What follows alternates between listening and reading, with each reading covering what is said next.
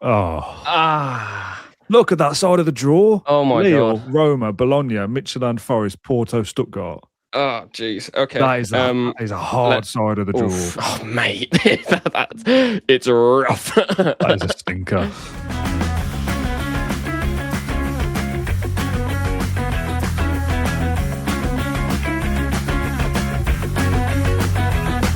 Right, John, it's Europa League draw time. One of your favourite days in the calendar. Are you excited or are you nervous? Really nervous. I'm always nervous about this draw. I feel my heart rate going for the past hour after watching the Champions League one. Obviously, I think it's excitement though.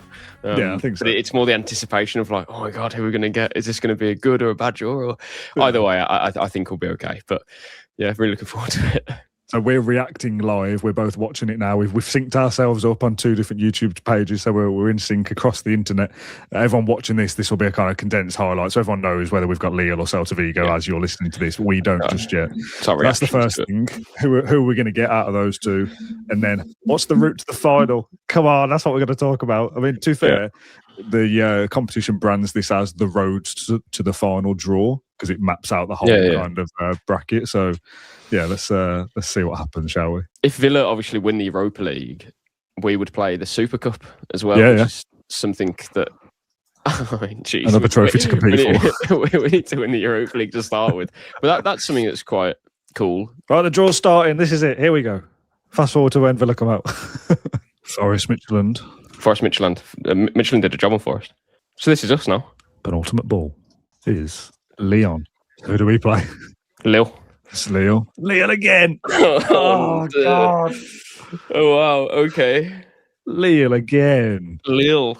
Okay. Oh. Look at that side of the draw. Oh, my Lille, God. Roma, Bologna, Midtjylland, Forest, Porto, Stuttgart.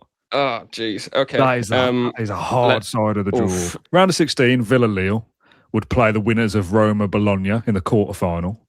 The other side, Stuttgart Porto, let's say Porto win. Forest Midtjylland, let's say Forest win. You got a Forest Porto quarter-final. So if Villa were to win, they would play Forest or Porto in the semis. And then on the other side, you're looking at surely Lyon get all the way, right? Oh, mate. It's rough. That is a stinker. Right. I think our side of the draw, there's better teams on our side of the draw than the other side. Yeah. 100%. However, as soon as you move those teams into the quarter-final, for example, Betis are a decent side on the left. Freiburg and Celta and Lyon are all decent sides as well. I just think each game is very good. So Roma, Porto, Forest, right? Well, Stuttgart and Porto was a great game. Ferencváros Braga, I don't think is. Forest Midtjylland is a good game. That's a Premier League team against a team who did very well in the league phase. Panathinaikos, Betis, only one of those teams would win that in Betis, surely. Bologna, Roma, 2 Serie A sides, Lille, Villa, good. I just think it's very easy to look at our side of the draw and think whoa, there's a lot of good teams there. But if you break it down, if you break it down, I'd rather be on the other side. No. I mean, in the sets, right? But we've got the hardest route to the final. I'm adamant about that. Forest or Porto's maybe a toss of a coin, and then probably a Lyon final. To win this competition is difficult. Yeah. This is why, let's just go and win the Europa League. Everything in that basket. But if you end up with a tough draw, it's hard. This is why I was so passionate from the first game about getting that second leg at home. Because had we not had that against Roma, had we not had that against Porto, Forest, Midtjylland or Stuttgart as well, I'd be... I think we'd be in a bit of trouble. Porto without the striker for the rest of the season, Samu, which is one point we can make. Firstly, I just wanted to... I think we should just start from the back. Lille. Wow. Lille again. Hello. Martinez needs protection. Police protection. Yeah, I mean, obviously it's different that we play away first, whereas we played their stadium second, of course, last time. The advantage for fans is that it's easy to get to. We've obviously been there before, and I think a lot of supporters probably wanted to go to Celta Vigo instead, which is absolutely understandable. Harder to get to Celta Vigo. I think you'd probably have to go through Porto or Barcelona to get there, and that's not easy. But yeah, Lille again. They are a weaker team on paper than what we played before. They obviously, scraped past Belgrade. Belgrade beat them in the Lille Stadium. In the league this season, they're not having a bad campaign, Lille. They're only 3 points away from Marseille. They are fifth. Obviously, the league itself isn't an amazing league. They have Giroud up front, who got them back in the game against Red Star Belgrade as well. But obviously, they've lost some key players. They lost the goalkeeper, didn't they, in the summer to PSG Chevalier. They obviously don't have Jonathan David anymore. They don't have some of the players, Lenny Yoro, for example. They still have Andre, the player I thought Villa should have signed 2 years ago. He's about 35 now, but produces an assist for Giroud in the game against Belgrade. I watched the 90 minutes and extra time because I'm sad. But they are a weaker team than what we played a few years ago. They obviously lost Diakite to Bournemouth as well. But and the manager has changed. Fonseca is now managing Lyon, which I think is a problem because I think he's a really good manager and doing well there. It's going to be tough, however you look at it and however you try and slice it up.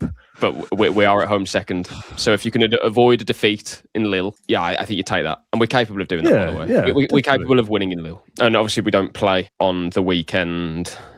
So we have 8 days to prepare. Wednesday, Thursday, Sunday, isn't it? Our next 3 fixtures. Yeah, we have 8 days to prepare for the first leg of the Lille match. And then you play Man United, then you play at home to Lille, and then you play West Ham, and then you're off for a period of time. And then the game that you would come back in would be the quarterfinal against probably Roma if Forest away.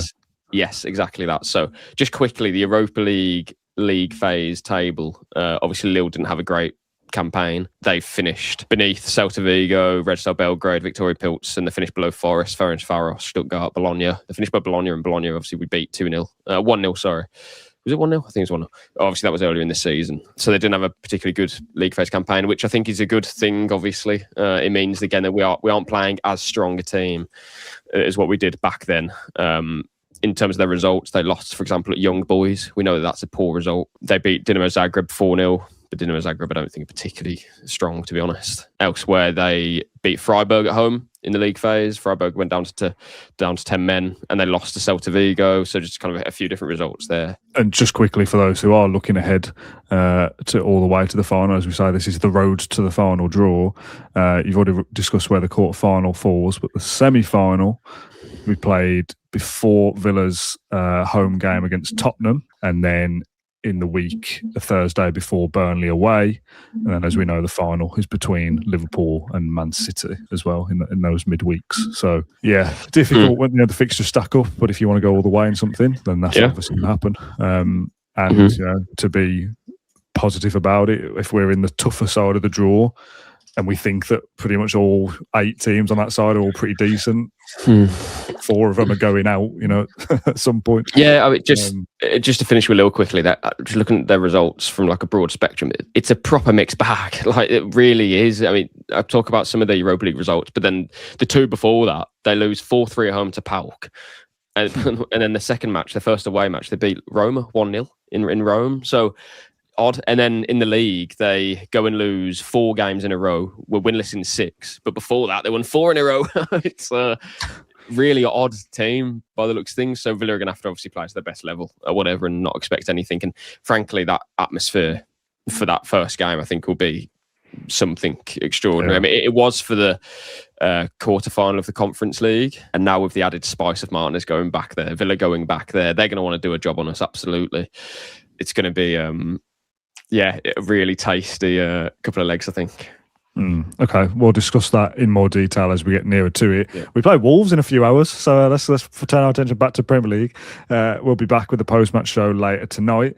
For those who are watching this straight away, we thought we'd give our kind of raw reaction, but without going live, because you're doing lots of tapping away, doing some actual work. There's a lot of messing around with these draws and nothing happens. So we've actually been recording for 26 minutes, and this video is probably about 7 or something like that. So, Can I just add one more thing to this? In the quarterfinal, obviously we're looking at Roma, right? Roma, they beat Bologna early this season. I think it was one of their first games, maybe the first game, or maybe certainly the first home league game, I would have thought. And they beat them 1-0. But before that, they didn't beat them in 4 games and lost 3 in a row against Bologna.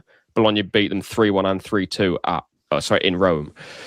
So that's interesting. I'm not saying that's a bogey team at all for Roma, but you would probably argue if Roma are going to have a chance of dropping out unexpectedly, it would probably be because of a team that knows them and has had Yeah. success against them recently. So it's probably not a foregone conclusion that Roma are going to just get through against Bologna. But at the same time, I think that's probably likely. And I'm not saying Bologna would be an easy quarter-final, like far from it. However, we have beaten them twice, haven't conceded a goal in those games. So you'd much rather play Bologna than Roma. Yeah. In terms of a football thing, however, great trip, great away day if Villa can go to Rome, if that happens after that international break. Again, you got a long time. I think the good thing is you got a long time to prepare for the first leg of both round 16 and quarters. Well, yeah, exactly. But we don't play FA Cup next weekend after Chelsea, and then it's an international break, so you've got 2.5 weeks nearly to prepare for that first leg, possibly against Roma or against Bologna.